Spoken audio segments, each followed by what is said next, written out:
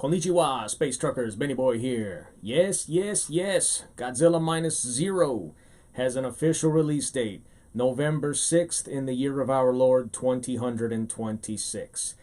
99% of everything I go see in theaters these days is all like classic stuff from Fathom events and things. It's very rare anymore that I go to see anything new in the movie theaters. Because 99% of whatever gets put into the movie theaters these days has been crap. And so it's just really hard for me, somebody who used to follow movies religiously, it's really hard for me to be bothered going to the movie theater or even just watching a new movie anymore, which is something that I want to do. I want to go to the movie theaters. I love the movie theater experience. Although, as a little rabbit trail here, some movie theaters need to do a little bit more to keep the riffraff out of their theaters, because I'm going to get into a fight with somebody over them and their damn cell phones if they don't put that away. Anywho. But I am excited about Godzilla Minus One. I'm a big Godzilla fan, and going to see this, or going to see Godzilla Minus One, I didn't watch the trailers or anything like that because I wanted to be surprised. And being a Godzilla fan, I was going in sort of expecting a typical Godzilla movie. My lovely wife humored me and went along with me. And of course, if you've seen Godzilla Minus One, then you know what you got is anything but a quote unquote typical Godzilla movie. I would put Godzilla Minus One up there with the original Godzilla 1954 as the two Godzilla movies that are the easiest for non-Godzilla fans to watch and get into, because they're essentially just disaster movies where, it's like Twister, but instead of a tornado, the tornado is a giant monster, and it's all about the characters and whatnot. Now, I love Godzilla, but most people, it can be an acquired taste. And I say that as a fan of Godzilla. I mean, if I were somebody who wasn't a fan and I was trying to watch some of the other movies, it probably would just go right over my head. I might not enjoy it. I don't know. One of my favorite Godzilla movies, though, is Final Wars, because of just how batshit insane it is. But again, even that movie is, like I said, an acquired taste. I don't think 54 or Minus One are acquired tastes. I think those are excellent movies that anyone, even non-Godzilla fans, could watch and really get a kick out of. So much so that my wife, she doesn't dislike Godzilla, but she's just kind of ambivalent towards it all. She humors me, and she'll go watch a movie with me every now and then when they're playing something. Like we went and watched Godzilla 2000 in the theaters. But she came out of Godzilla Minus One crying. Like, she loved that movie. It's an excellent movie. Not just a good Godzilla movie, but an excellent movie. So, it was the first Godzilla movie in recent memory to really make waves here in America. As popular as Godzilla is, he's really had a tough time gaining a foothold in the West. Like, even the American-made Godzilla movies, which I'm neither here nor there on. I watched the first one from Gareth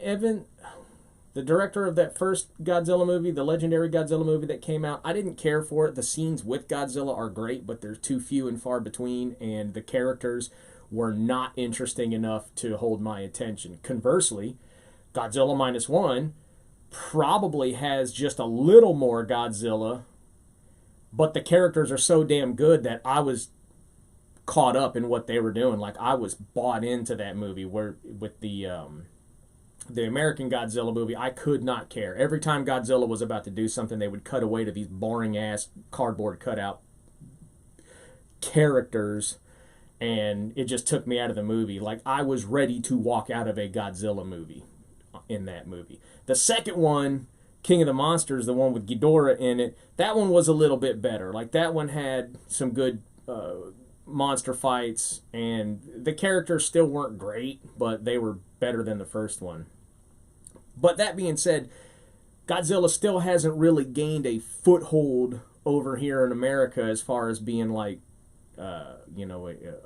he's popular amongst G fans, and everybody the world over knows who Godzilla is. Like as a name, as a brand, so if you ask somebody in, whatever country, bumfuck nowhere, what Coca-Cola is, they know what Coca-Cola is. You ask them what Godzilla is, they know what Godzilla is. But it was nice to see Godzilla finally get a real, honest-to-God hit over here in America.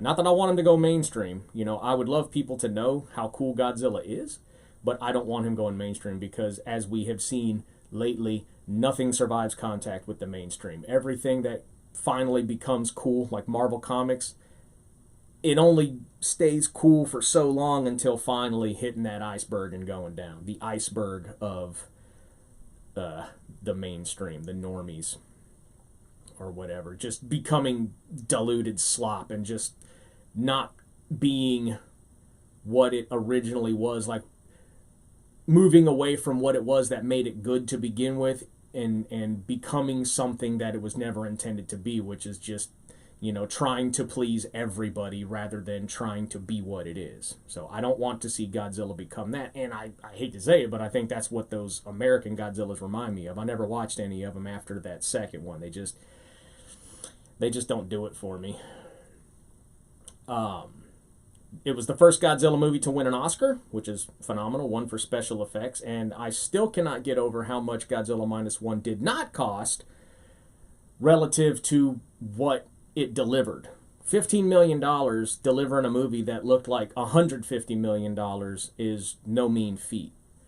And, it really put all of Western movie filmmaking, it put the entire industry to shame. When you can make a movie like that off of what is essentially for Hollywood pocket change, then it essentially showed, it was like the emperor had no clothes anymore. What are these companies, what are these studios doing when they put out a $200 million movie that is just garbage when this other, plucky little underdog can put out a movie on the money they find in the couch cushions that just blows them all away. So it was just an incredible movie all the way around. But you have to be careful when a sequel to a great movie comes out, especially like if that sequel was not planned. Godzilla Minus One, it did have some little things that sort of left an opening. You can't kill Godzilla. Even if you do kill him, he winds up coming back anyway. But this was a movie that was clearly meant to be a one and done, and there's nothing wrong with that. But it made waves, and so, of course, the green light for a sequel was lit. Now, plenty of movies have been one and dones and gotten sequels, and they haven't worked out. The Matrix is an incredible movie, and the Animatrix is great too. Those are the only two things having to do with the Matrix that you need to bother with. The other Matrix movies are dog shit.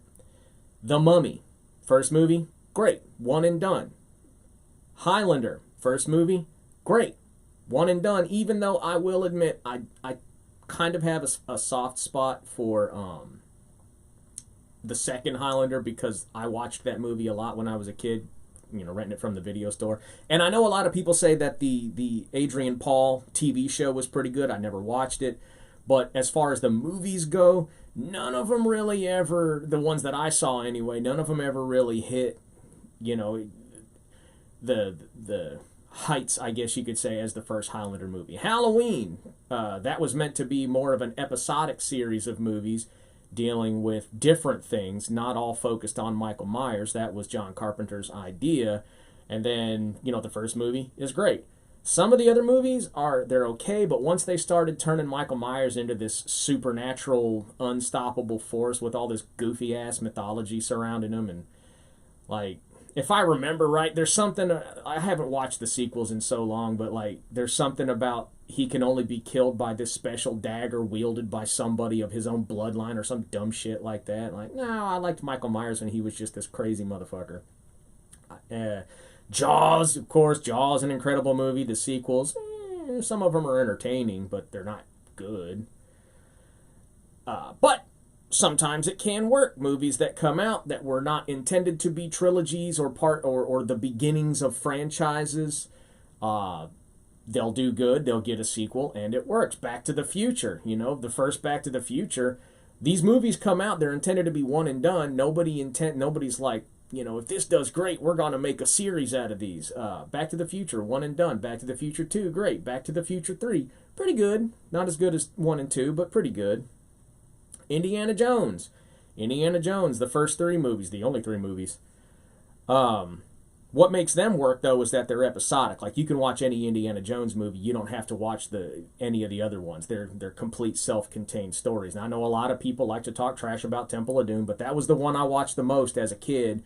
And so it kind of gets a little bit of a pass for me. I can understand why people say that it's the weakest, and it is the weakest. It's not bad, at least not in my book. Not like Beyond Thunderdome. Star Wars, Empire Strikes Back. Star Wars was not intended to be. Nobody knew Star Wars was going to be a hit. Star Wars was a self-contained story. Then it became a hit. I think George Lucas had the idea of where he wanted to go, but he wasn't 100% sure that he was ever going to get to go there. So, and turn it into movies. Empire Strikes Back is great. Return of the Jedi, not as good as Empire Strikes Back, let's be honest, but still better than anything that came afterward. Toy Story, the first 3 Toy Stories are amazing. There was never intended to be a sequel after Toy Story, but it became good, and then they managed to make a really good trilogy out of it. So, while you do have to be careful with unplanned sequels, that's not to say that it's guaranteed that they're going to suck. So, saying all of that, why am I excited? For one, Godzilla Minus One is an incredible movie. It was clearly a labor of love made by passionate people and not just an empty cash grab. They weren't just cashing in on the Godzilla name. They were really genuinely making an amazing movie. They managed to kind of... It was really cool in that it was almost sort of a remake of Godzilla 54. Just with somewhat different sensibilities attached to it. Not just, it wasn't a sort of a metaphor. Godzilla wasn't necessarily a metaphor this time for the atomic bomb.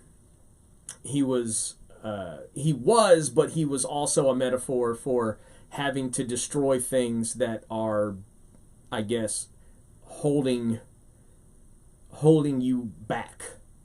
I'll elaborate on that here in a little bit. But, so yeah, for one, I'm excited because Godzilla Minus One is an incredible movie. For two, it's not being made by Hollywood. As far as I'm concerned, big Hollywood is done.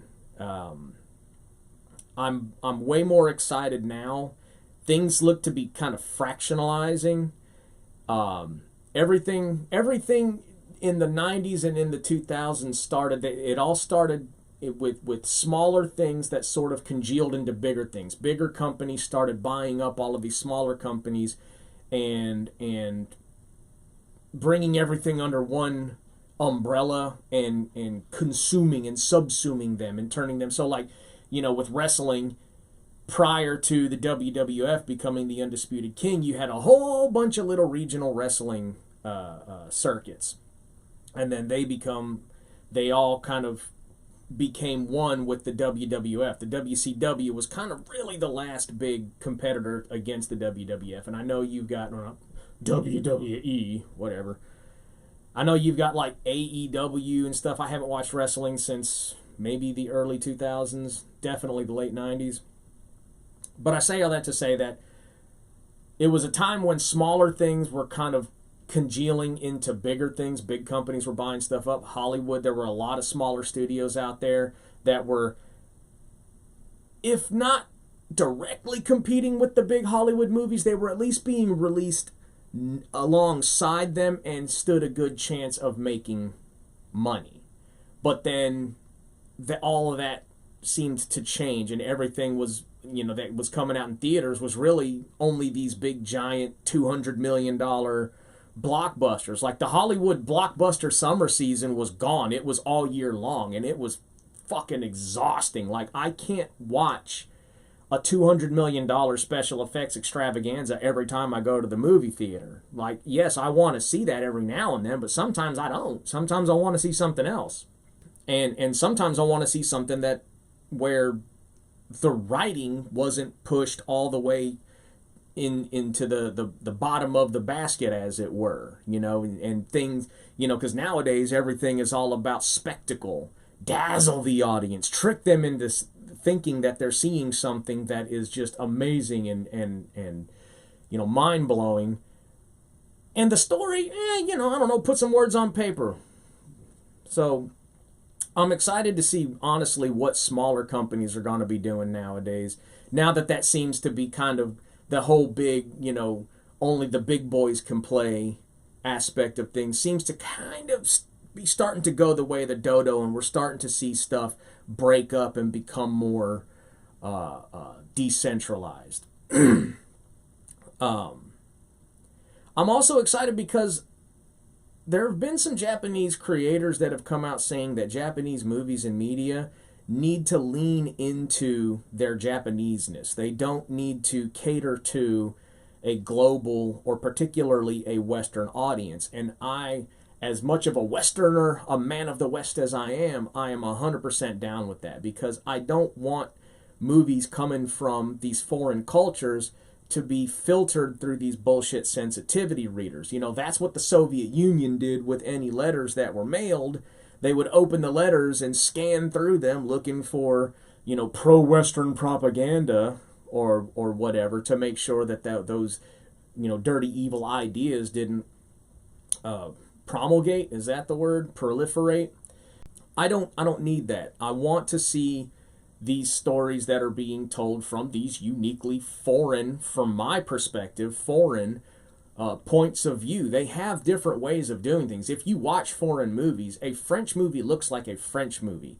An Indian movie looks like an Indian movie. I don't want all of my movies to look like this or be this big homogeneous glob of same, like, gray slop. I want a little bit of flavor and color from, ideas and even filmmaking styles that aren't the way that we do things over here. And plus, Godzilla Minus One was a very uniquely Japanese movie. I've seen redemption arcs done a million times. Of course, I love a good redemption arc, but this was a redemption arc that was very uniquely Japanese. It was a kamikaze pilot who turns chicken, and then he returns to a homeland devastated both physically and spiritually, and seeks to redeem himself by fighting not for the past but for a better future. But the fact that it was told from the perspective of someone, let's just be honest, someone who was an enemy of my own country during that time, I didn't need that to be filtered through a Western lens. I still was able to, even though there's not a single white male in Godzilla Minus One, that didn't stop me from being able to identify 100% with the protagonist in this movie. So he I didn't need him to look like me for me to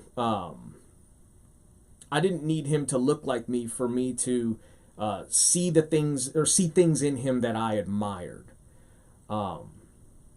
And there's not one character in Godzilla Minus One that's weak. They're all excellent. They all go through very emotional arcs with satisfying payoffs that feel completely earned.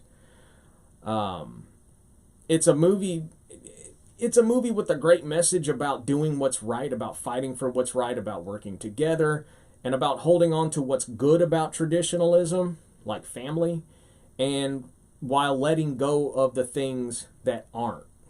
You know, there are some things that it's good to kind of leave in the past. And Godzilla Minus One is all about that.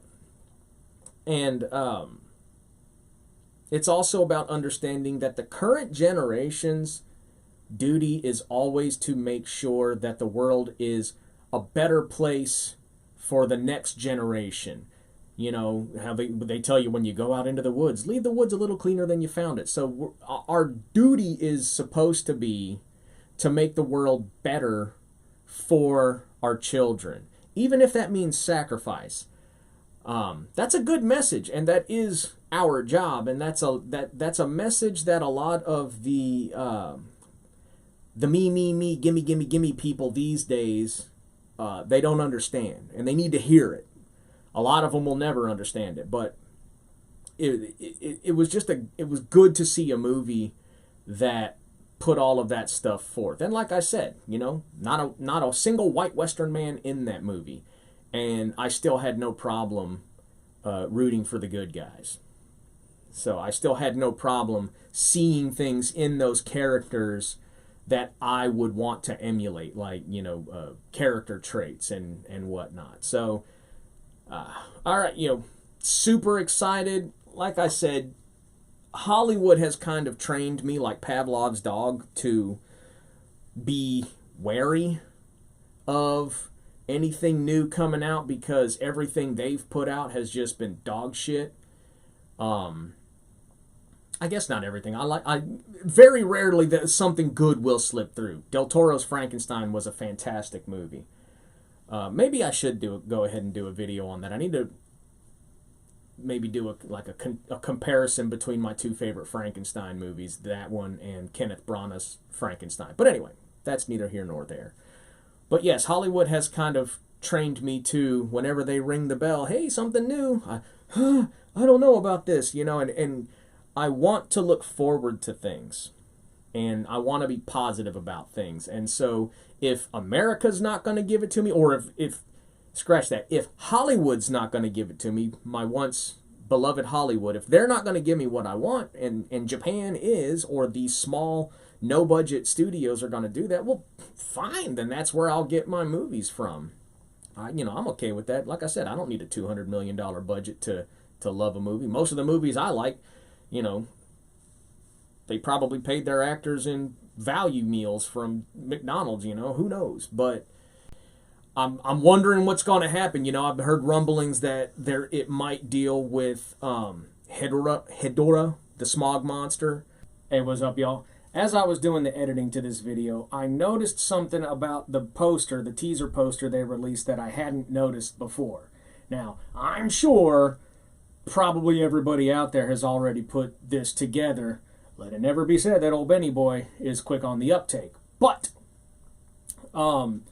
seeing as how, like when I first look at the poster, okay, I'm pretty sure it's obvious that the blue glow over to the, I guess my right, the poster's left side, that looks like that's Godzilla charging up his atomic breath attack. And I'm looking at the poster like, oh, okay, we're seeing him through some, like a cloud bank or something like that. And then, like I said, as I'm editing the video, I'm looking at it and I'm like, that's not a cloud bank. That's got to be smog. There were rumors that Godzilla was going to go up against Hedorah in this one, and I think that the cloud or the fog bank that we're seeing on that teaser poster is smog. So it's pollution. It's Hedorah, the smog monster. I'm going to bet folding money on that. I'll bet you that that Hedorah is basically confirmed now. I don't know. I don't know what's a sequel to a movie like Godzilla Minus One gonna look like? Is Godzilla actually gonna have a knockdown drag out with another monster? Like that's, and how is the director of Minus One gonna do that? Like, he made a Godzilla movie that was very very much a traditional Godzilla movie, but also did things very differently. And so it would be interesting to see how a guy like that tackles what, let's be honest, is a kind of a silly concept. Two giant monsters fighting. Is that what it's going to be? I don't know. I'm probably going to do like I did with Minus One and do my damnedest to not see any of the trailers. I want to keep myself in the dark because I've been enjoying not knowing a lot about movies that I go see. So it's been kind of fun to be surprised. And as I've said before, trailers these days, you can't trust them to not show too much of the movie anymore. The art of cutting a really good trailer that gets you interested but doesn't give away too much, that art is gone. So I try not to watch trailers any much too more anyway. So, all right, Godzilla Minus Zero, can't wait. Thank you all so much for watching. Adios.